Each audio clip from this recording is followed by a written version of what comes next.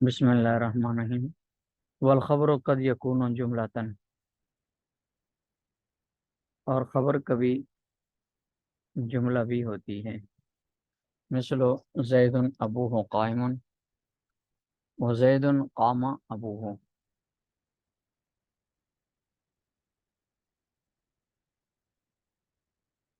جیسے زید قائم ابوہ اور زید قام ابوہ۔ یہاں سے مصنف رحمۃ اللہ علیہ فرماتے ہیں کہ خبر جو ہوتی ہے یہ کبھی جملہ بھی واقع ہوتی ہے، اور لفظ قد سے اشارہ کیا ہے کہ خبر میں اصل تو یہ ہے کہ وہ مفرد ہو، اس لیے کہ خبر کلام کا ایک جز ہوتا ہے اور جز عموماً مفرد ہوتا ہے۔ لیکن دوسری حیثیت سے اگر یہ دیکھا جائے کہ خبر حکم کا نام ہے اور حکم جو ہوتا ہے وہ جس طرح مفرد کا لگایا جاتا ہے اسی طرح جملے کا بھی لگایا جا سکتا ہے، اسی لیے خبر مفرد کی طرح جملہ بھی ہو سکتی ہے۔ خبر مفرد بھی ہو سکتی ہے اور خبر جملہ بھی ہو سکتی ہے۔ اب تک پیچھے جو مصنف رحمۃ اللہ علیہ نے مثالیں بیان کی، جو تعریف ذکر کی ہے، جو مسائل، وہ خبر مفرد کے تھے، اور اب آگے یہاں سے مصنف رحمۃ اللہ علیہ خبر جملہ کے احکامات بیان فرما رہے ہیں۔ پھر مصنف رحمۃ اللہ علیہ نے مطلق جملے کو خبر قرار دیا ہے کہ خبر جملہ واقع ہوتی ہے، خواہ جملہ خبریہ ہو یا جملہ انشائیہ ہو، جبکہ بعض حضرات کے نزدیک، وہ کوفیوں کے نزدیک، بلکہ وہ بھی تمام کوفی نہیں ہے بلکہ بعض کوفی حضرات ہیں، ان کے نزدیک جملہ انشائیہ بغیر تعویل کے خبر واقع نہیں ہو سکتا۔ لہذا زید اضربہ اور زید لا تضربہ، اس میں زید مبتدا اور اضربہ اور لا تضربہ، اس کی تعویل کرنی پڑے گی ان کے نزدیک، اور وہ تعویل یہ کرتے ہیں کہ اس سے پہلے مقول ان کا لفظ محذوف ذکر کرتے ہیں، اور زید اضربہ یا زید لا تضربہ کی ان کے نزدیک تقدیری عبارت یہ ہوگی کہ زید مقول فی شانہ اضربہ یا زید مقول فی شانہ لا تضربہ۔ اور ہمارے بعض محققین نے، جیسے علامہ تفتزانی صاحب ہیں اور دوسرے حضرات ہیں، انہوں نے اسی کو راجح قرار دیا ہے، بعض کوفیوں کے اس مسئلے کو، کہ جملہ انشائیہ بغیر تعویل کے خبر واقع نہیں ہو سکتا۔ تو لیکن مصنف رحمۃ اللہ علیہ نے مطلقاً جملے کو خبر قرار دیا ہے،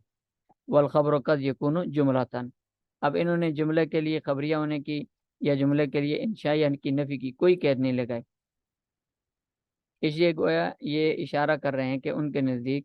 مطلقاً جملہ خبر واقع ہو سکتا ہے، خواہ خبریہ ہو یا انشائیہ ہو۔ انشائیہ میں ان کے نزدیک تعویل کی ضرورت نہیں ہے۔ اسی طرح جملہ خبریہ بھی عام ہے، خواہ جملہ اسمیہ ہو۔ دو مثالیں بیان کی انہوں نے۔ پہلی مثال ہے زید قام ابوہ قائمون، اس میں یہ زید ابوہ قائمون یہ جملہ اسمیہ خبریہ ہے، کیونکہ ابوہ مرکب اضافی مبتدا ہے اور قائمون اس کی خبر ہے، مبتدا خبر جملہ اسمیہ خبریہ۔ دوسری مثال ہے زید قام ابو، یہ جملہ فعلیہ ہے،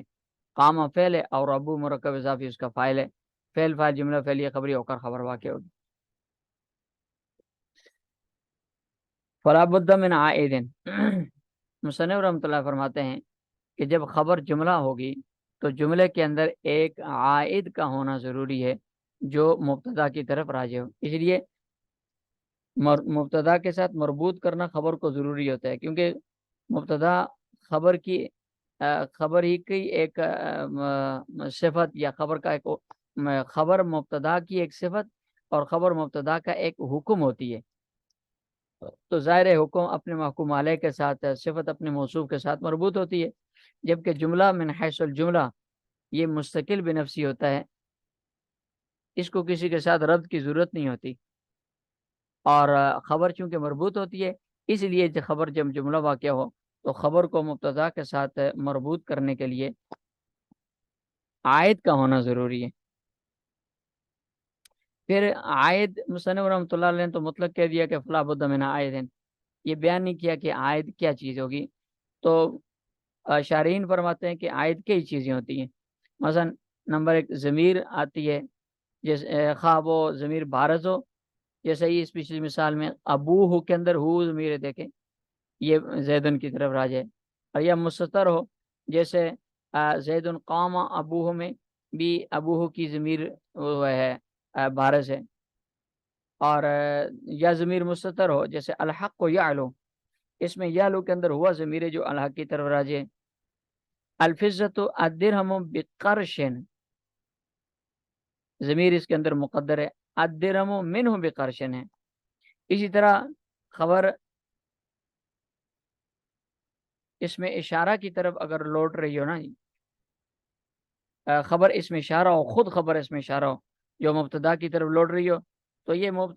اس میں اشارہ جو ہوتا ہے یہ بھی آیت کے قائم مقام ہوتا ہے۔ جیسے قرآن کریم کی آیت ہے، اللہ رب العزت ارشاد فرماتے ہیں وَلِبَاسُ التَّقْوَى ذَلِكَ خَيْرٌ، اس میں ذَلِكَ مبتدا خیرون خبر ہے، اور مبتدا خبر مل کر پھر یہ خبر بن رہی ہے لباس التقوی کی، تو یہاں یہ ذَلِكَ خبر بھی ہے اور آیت کے قائم مقام بھی ہے، آیت کا کام بھی دے رہے ہیں۔ اسی طرح اگر خبر میں مبتدا کے الفاظ کا اعادہ کیا ہو، جیسے الحاقۃ ملحقہ وما ادراک ما الحاقہ، اس میں اسی طرح القاریہ تو ملقاریہ، اس میں دوسرا جو ہے القاریہ، اس کی خبر محذوف ہے، الحاقہ کی خبر محذوف ہے، تو چونکہ خبر کے اندر خبر محذوف نہیں، الحاقہ تو مبتدا ہے، ملقاریہ تو اس کی خبر ہے، اور خبر میں چونکہ مبتدا کے الفاظ کا اعادہ کیا ہوا ہے، اس لیے یہی الفاظ کا اعادہ قائم مقام ہے عائد کے۔ اور اسی طرح الف لام بھی ہو سکتا ہے، جیسے نعم الرجل سعید، اس میں الرجل نعم کا فاعل ہے، اور اس پر جو الف لام ہے یہی الف لام اس کا عائد ہے۔ اسی طرح خبر میں ضمیر کی جگہ اگر اس میں ظاہر آ جائے تو وہ اس میں ظاہر بھی عائد کا فائدہ دیتا ہے، جیسے قرآن کریم میں اللہ پاک کا ارشاد ہے ان الذین آمنوا وعملوا الصالحات انا لا نضیع اجر من احسن عملا، اس میں اجر ہم تھا، اصل میں ہم ضمیر کی جگہ من احسن عملا اس میں ظاہر آیا، یہ اس کے قائم مقام ہے۔ تو خبر کے اندر عائد کا ہونا ضروری ہے، تاکہ خبر کو جملہ ہونے کی وجہ سے جو ماقبل کے ساتھ ربط نہیں ہوتا تو وہ عائد خبر کو جملے مبتدا کے ساتھ مربوط کر دے۔ وقد یحذف، مصنف رحمۃ اللہ علیہ فرماتے ہیں کہ یہ جو عائد ہوتا ہے اگر اس عائد کے وجود پر دلالت کرنے والی کوئی دلیل اور قرینہ موجود ہو تو عائد کو جملے سے حذف کرنا بھی جائز ہے، جیسے البر القر بستین درہمن، یہاں اصل میں ہے البرو القر منو عائد منو بستین درہمن تھا، تو منو عائد کو حذف کر دیا۔ اسی طرح قرآن کریم میں سورہ نساء میں اللہ پاک کا ارشاد ہے وَكُلًّا وَعَدَ اللَّهُ الْحُسْنَى، یہاں وعدہ کے بعد ہم ضمیر تھی، وعدہم اللہ الحسنى، اور چونکہ کلن کا لفظ ان پر دلالت کرنے والا موجود ہے اس لیے اس کو حذف کر دیا گیا۔